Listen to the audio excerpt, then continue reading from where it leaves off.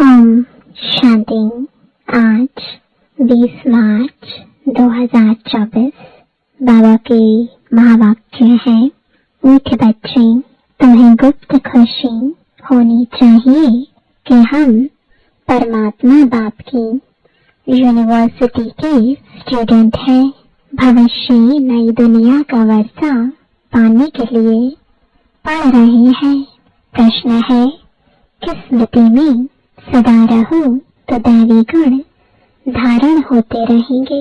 उत्तर है, हम आत्मा शिव बाबा की संतान है। बाबा हमें कांटों से फूल बनाने आए हैं। यही स्मृति सदा रहे तो दैवी गुण धारण होते रहेंगे।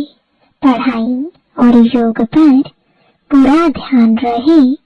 विकारों से नफरत हो तो दैवी गुण आते जाएंगे।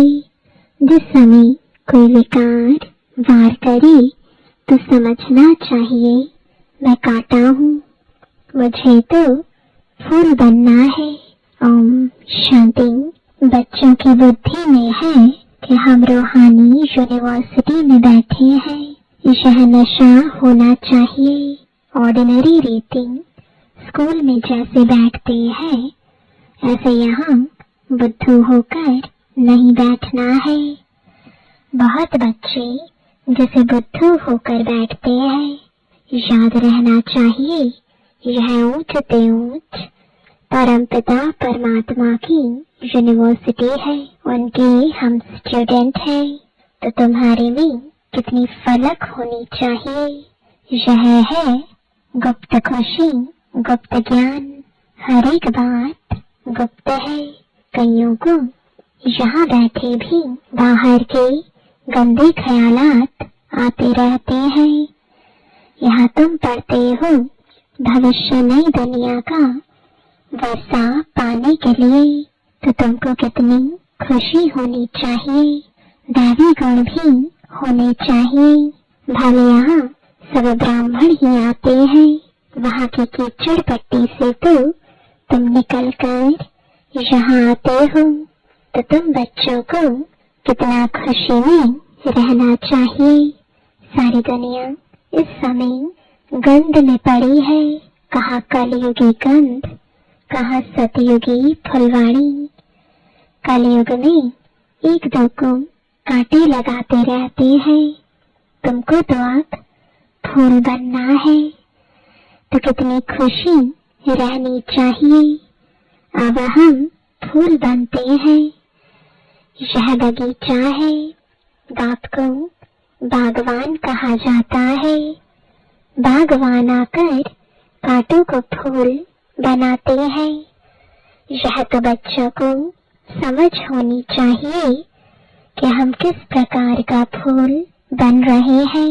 यहाँ बगीचा भी है। मुरली सुनकर फिर बगीचे में जाकर फूलों से अपनी भेंट करो। हम कौन सा फूल है, हम कांटे तो नहीं है।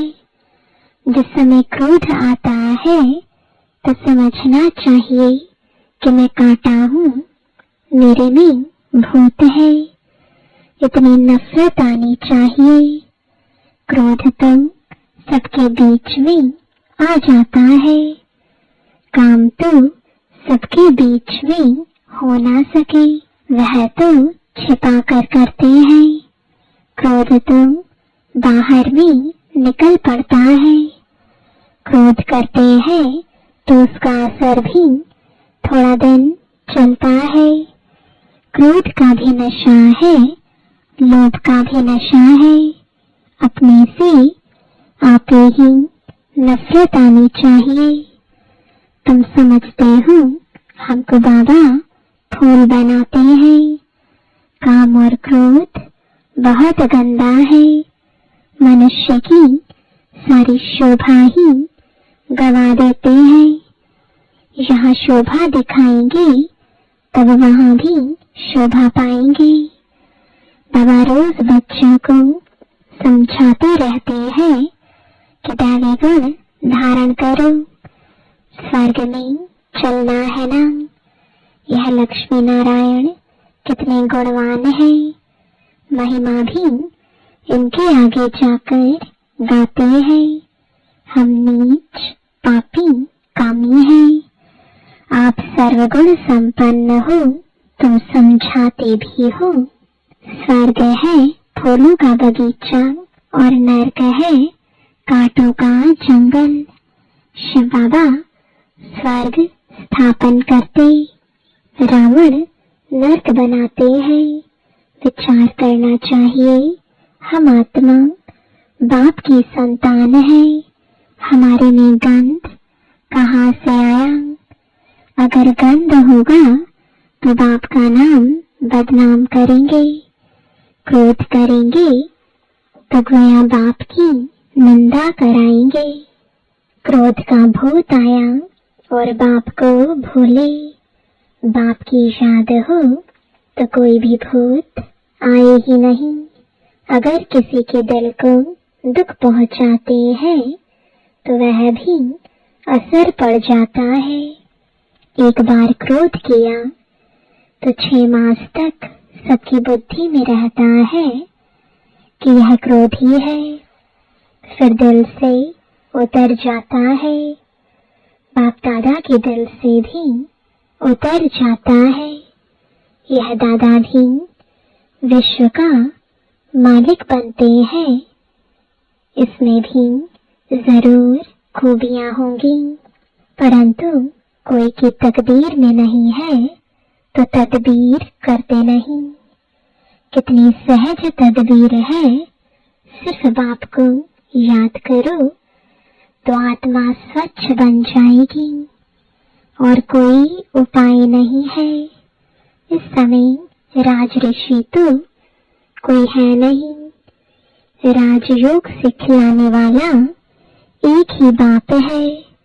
मनुष्य मनुष्य को सुधार ना सके, बाप आकर सबको सुधारते हैं। जो बिल्कुल अच्छी तरह सुधर जाते हैं वह सतयुग में पहले पहले आते हैं। तो कोई भी गंदी आदत है तो छोड़नी चाहिए। पढ़ाई पर, योग पर पूरा ध्यान देना चाहिए। यह भी जानते हैं सब तो एक जैसे ऊंच नहीं बनेंगे, परंतु बाप तो पुरुषार्थ कराएंगे। जितना हो सके पुरुषार्थ कर ऊंच पद पाओ, नहीं तो कल्प कल्पांतर नहीं पा सकेंगे।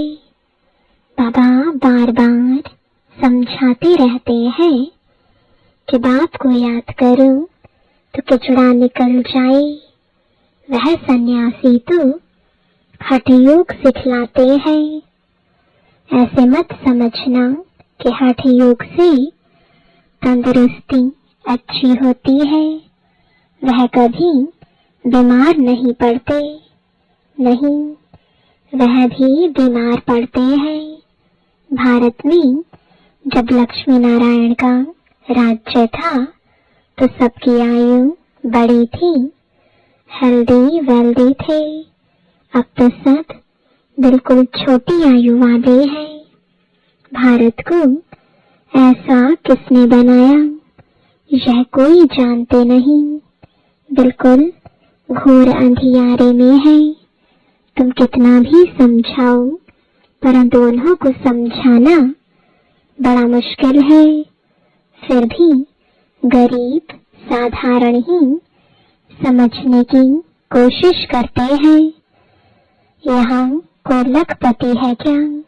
आज का लाख भी बड़ी बात नहीं है। आज लखपति तो बहुत है, उन्हें भी बाबा साधारण कहते हैं। आज तो करोड़पति की बात है।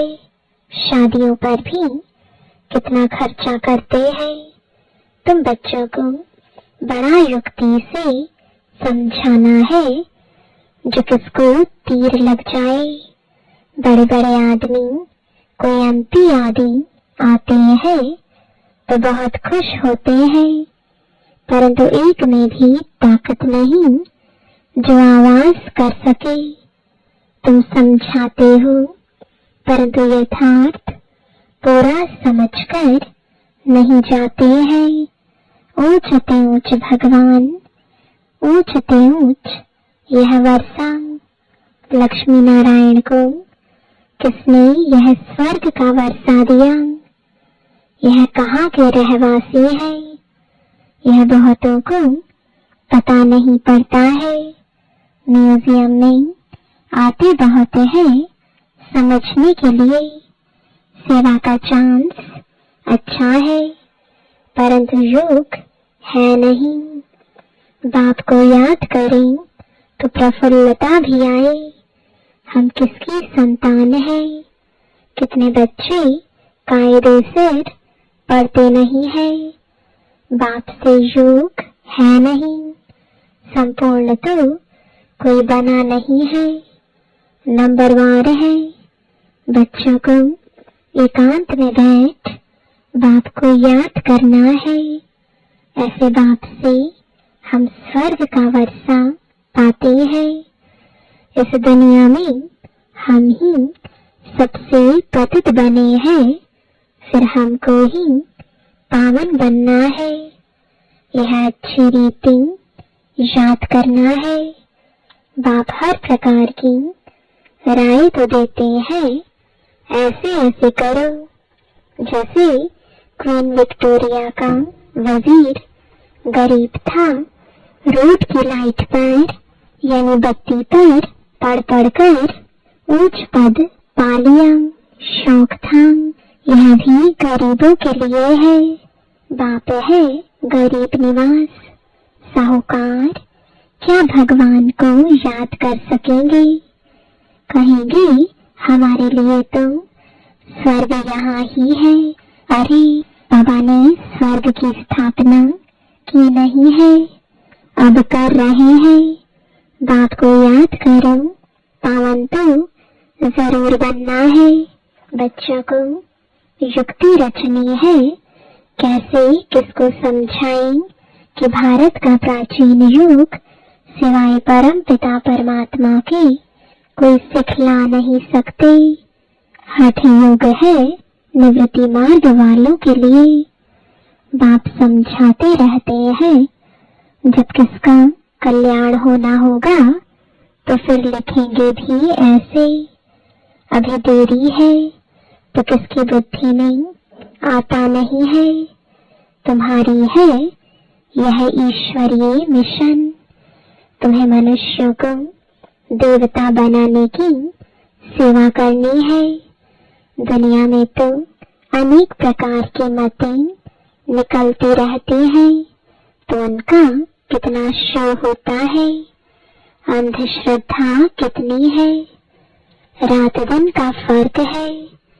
तुम ब्राह्मणों में भी रात दिन का फर्क है। कोई तो कुछ भी जानते नहीं है। बहुत सहज अपने को आत्मा समझो। बाप को याद करो तो पाप कट जाएंगे। दैवी गुण धारण करो तो ऐसे बन जाएंगे।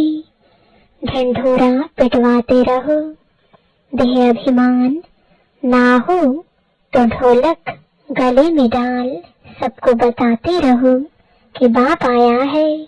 कहते हैं मुझे याद करो तो तुम पतित से पावन बन जाएंगे। यह घर घर में संदेश देना है। सभी पर कट यानी जंक चढ़ी हुई है। तमो प्रधान दुनिया है। सबको बाप का पैगाम जरूर पहुंचाना है। पिछाड़ी में तुम्हारी वहां वहां निकलेगी। कहेंगे कमाल है इन्हों की, इतना जगाया परंतु हम जगे नहीं। जो जगे उन्होंने पाया, जो सोए उन्होंने खोया। बाप बादशाही देने आते हैं, फिर भी खो लेते हैं। सर्वस की युक्तियां रचनी चाहिए। बाप आया है, कहते हैं माँ में कम याद करो तो विकर्म विनाश होंगे। पवित्र बन पवित्र दुनिया का मालिक बन जाएंगे। याद नहीं करेंगे तो पाप कटेंगे नहीं। कोई भी कट न रहे तब ऊंच पद पा सकते हो, नहीं तो पद भी कम सजाएं भी खाएंगे। सर्विस की अच्छी मार्जिन है, चित्र साथ में ले जाने से सर्विस कर सकेंगे। चित्र ऐसे अच्छी रीति बनाने चाहिए जो खराब ना हो। यह चित्र बहुत अच्छी चीज है, बाकी मॉडल्स तो खिलौने हैं। बड़े बड़े आदमियों के बड़े बड़े चित्र होते हैं, हजारों वर्ष भी चलते हैं। तुम्हारे यह अच्छे चित्र काफी है। बोलो, यह सृष्टि का चक्र कैसे फिरता है हम आपको समझाएंगे। इस चक्र को याद करने से तुम चक्रवर्ती राजा बनेंगे। बैज भी बहुत अच्छा है, परंतु इनकी वैल्यू बच्चों के पास नहीं है। इस पर भी तुम समझाते रहो तो भी तुम्हारी कमाई बहुत होगी। यह बैज तो ऐसा है जो छाती से लटका रहे। यह बाबा इस ब्रह्मा द्वारा यह वर्षा देते हैं। ट्रेन में भी चक्र लगाते यह समझाते रहो। छोटे बच्चे भी कर सकते हैं, तुमको कोई मना नहीं कर सकते। यह बैज ऐसी चीज है, हीरे जवाहर फल फूल महल सब कुछ इसमें मर्ज है, परंतु बच्चों की बुद्धि में नहीं आता है। बाबा ने बहुत बारी समझाया है, चित्र साथ में जरूर हो। तुमको कोई उल्टा सुल्टा भी बोलेंगे, श्री कृष्ण को भी गाली मिली ना। भगाते थे, यह करते थे, लेकिन उनको भी पटरानी बनाया ना। विश्व का मालिक बनकर फिर ऐसे काम थोड़े ही करेंगे। इस ज्ञान में नशा बहुत होना चाहिए। हम चाहते हैं जल्दी विनाश हो जाए, फिर कहते हैं अभी तो बाबा साथ है, बाबा को छोड़ देंगे तो फिर बाबा 5000 वर्ष के बाद मिलेगा। ऐसे बाबा को हम कैसे छोड़े? बाबा से तो हम पढ़ते रहे। यह है ब्राह्मणों का ऊंचे से ऊंचा जन्म। ऐसा बाबा जो हमको राजाई दे रहा है, फिर तो हम उनसे मिलेंगे नहीं, परंतु गंगा पर रहने वालों को इतना कदर नहीं रहता। बाहर वाले कितना महत्व रखते हैं, यहाँ भी बाहर वाले कुर्बान जाते हैं। अगर योग का बल नहीं है तो किसी पर भी समझाने का असर नहीं होता।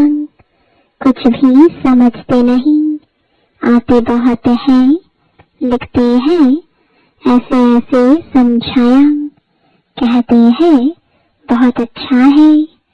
बाबा समझते हैं सुना ऐसे जैसे सुना ही नहीं है, जरा भी समझा नहीं, बात को ही नहीं जाना है। अगर कुछ समझे तो ऐसे बाबा से कनेक्शन तो रखे, चिट्ठी लिखे, झट तुमसे पूछे कि तुम ऐसे बाबा को चिट्ठी कैसे लिखते हो, बताओ। शिव बाबा केयर ऑफ ब्रह्मा एकदम लिखने लग पड़े। यह तो रथ है ना, परंतु ज्यादा कीमत तो उनकी है जो इसमें प्रवेश करते हैं। सर्विस करते करते तुम बच्चों के गले थक जाते हैं, परंतु योग नहीं है तो तीर नहीं लगता है। इसको भी ड्रामा कहेंगे। बाबा को जान लिया तो फिर बाबा से मिलने बगैर रह नहीं सकेंगे। ट्रेन में भी योग युक्त हो आए, हम जाते हैं बाबा के पास। जैसे विलायत से आते हैं तो स्त्री बाल बच्चे सब याद आते हैं। यह तो हम किसके पास जाते हैं, तो रास्ते में कितनी खुशी होनी चाहिए। सर्विस करते करते आना चाहिए। बाबा है सागर, देखते हैं बच्चे फॉलो कर रहे हैं। ज्ञान की लहरें उठती हैं तो देखकर खुश होते हैं। यह तो बहुत अच्छा सपूत बच्चा है। सवेरे रात की यात्रा में बहुत फायदा है। ऐसे भी नहीं सिर्फ सुबह को याद करना है। उठते बैठते खाते पीते याद किया, सर्विस की, तो तुम यात्रा पर हो। अच्छा, मीठे मीठे सिखिलदे बच्चों प्रति माता पिता बाप दादा का याद प्यार और गुड मॉर्निंग। रूहानी बाप की रूहानी बच्चों को नमस्ते। रूहानी बच्चों की रूहानी बाप दादा को गुड मॉर्निंग और नमस्ते। धारणा के लिए मुख्य सार है, पहला, किसी के दिल को दुखी नहीं करना है। अंदर कोई भी भूत है तो जांच करके उसे निकालना है। फूल बन सबको सुख देना है। दूसरा, हम ज्ञान सागर के बच्चे हैं तो अंदर ज्ञान की लहरें सदा उठती रहें। सर्विस की युक्तियां रचनी है। ट्रेन में भी सर्विस करनी है। साथ साथ पावन बनने के लिए याद की यात्रा पर भी रहना है। वरदान है, याद और सेवा के बैलेंस द्वारा बाप की मदद का अनुभव करने वाले ब्लेसिंग के पात्र आत्मा भव। जहाँ याद और सेवा का बैलेंस अर्थात समानता है, वहाँ बाप की विशेष मदद अनुभव होती है। यह मदद ही आशीर्वाद है, क्योंकि बाप दादा अन्य आत्माओं के मुआफिक आशीर्वाद नहीं देते। बाप तो है ही अशरीरी, तो बाप दादा की आशीर्वाद है सहज स्वतः मदद मिलना, जिससे जो असंभव बात है वह संभव हो जाए। यही मदद अर्थात आशीर्वाद है। ऐसी आशीर्वाद की पात्र आत्माएं हो जो एक कदम में पद्मों की कमाई जमा हो जाती है। स्लोगन है, सकाश देने के लिए अविनाशी सुख, शांति व सच्चे प्यार का स्टॉक जमा करो। ओम शांति।